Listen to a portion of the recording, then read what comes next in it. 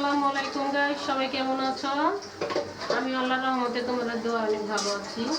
এই যে চলে আসলাম দুপুরের রান্নার ব্লকে। দেখো আজকে কি কি রান্না হয়। আজকে হচ্ছে পাট শাক রান্না করব, তিতা পাট, আর হচ্ছে ডাটা দিয়ে চিংড়ি মাছ দিয়ে রান্না করব, আর হচ্ছে ঢেঁড়স ভাজি করব, আর তোমাদের ভাইয়ার জন্য একটু মুরগির ঝোল করব, কারণ ও তো চিংড়ি মাছ খাইতে পারবে না। তাই রান্না শেষ করে চলে যাব হসপিটাল। আমার সেজো আপুর মেয়ে বাবু হয়েছে, বাবুটাকে দেখতে চলে যাব। পাশে থাকো, দেখতেই থাকো আজকে কোথায় কোথায় যাই কি করি। রান্নার পরে শেষ করে চলে যাব হসপিটালে। এই যে এখন পাট শাকটা ভাজি করে নিতেছি। এটা হচ্ছে তিতা পাট, যে পাটের শাক।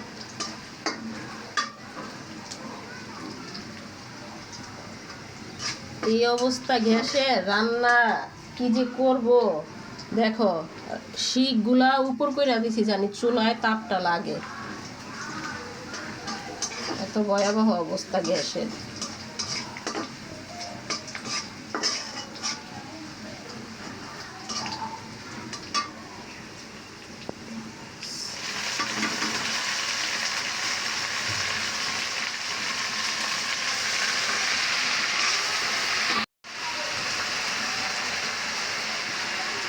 আমি আবার তিতা পাট খাই না, মিষ্টি পাটটা খাই।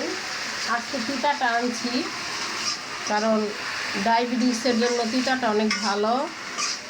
আমার আবার ডায়াবেটিস আছে, আবার তোমাদের ভাইয়া তো জানোই অপারেশন হয়েছে, তাই আজকে তিতা পাট আনছি। এটা উপকার খাইলে।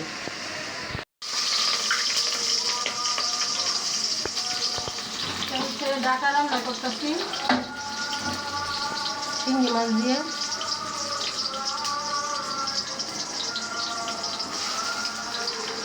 চিংড়ি মাছটা তেলে ভাজা নিব পেঁয়াজের সাথে।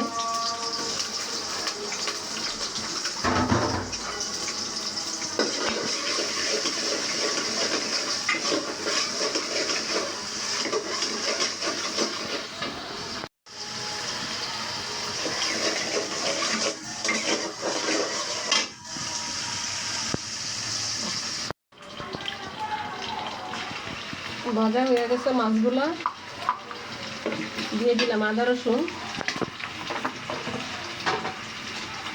সামান্য পরিমাণ পানি দিয়ে দিব কষানোর জন্য।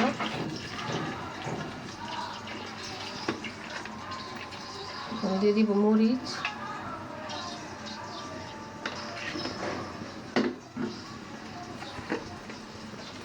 দিব ধইনা,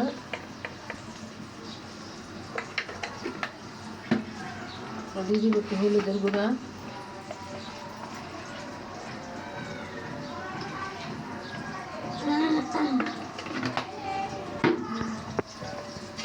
স্বাদ মতো লবণ। মশলাটা ভালো করে কষায় তারপর ডাটাগুলো দিয়ে দিব।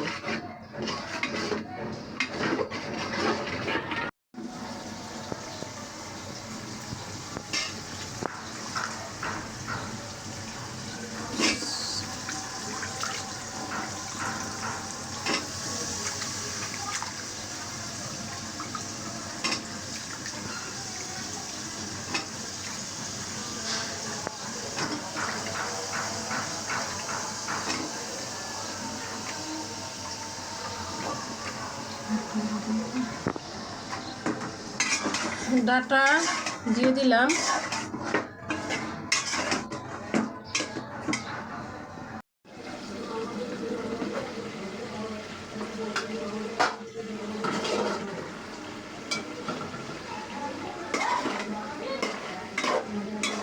ডাটা কষানো হয়ে গেছে, এখন হচ্ছে একটু ঝোল দিয়ে দিব সামান্য পরিমাণ, বেশি দিব না।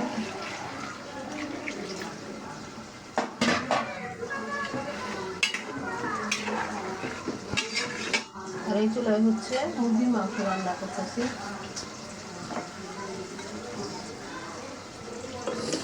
মশলা কষানো হয়ে গেছে।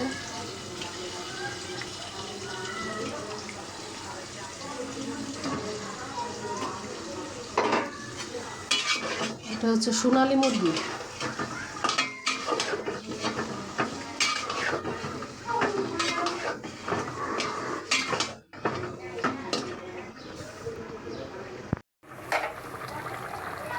ধনিয়া পাতা দিয়ে দিলাম। এখন নামাই ফেলবো। এই চুলা এখন ঢেঁড়স ভাজি করবো।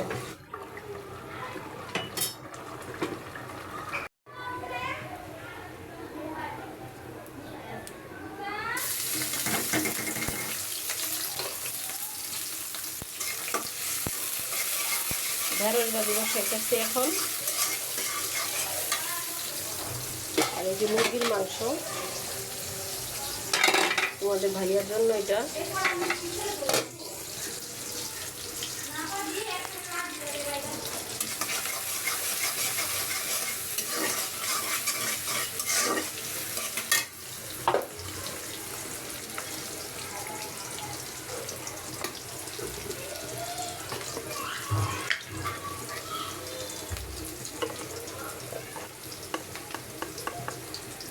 দিয়ে দিলাম স্বাদ মতো লবণ।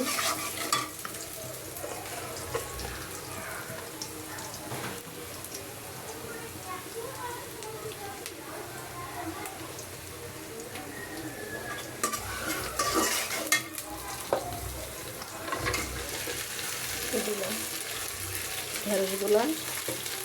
তাড়াতাড়ি করতেছি, হসপিটাল যাব, তাই লাল হওয়ার আশায় বসে থাকলাম না।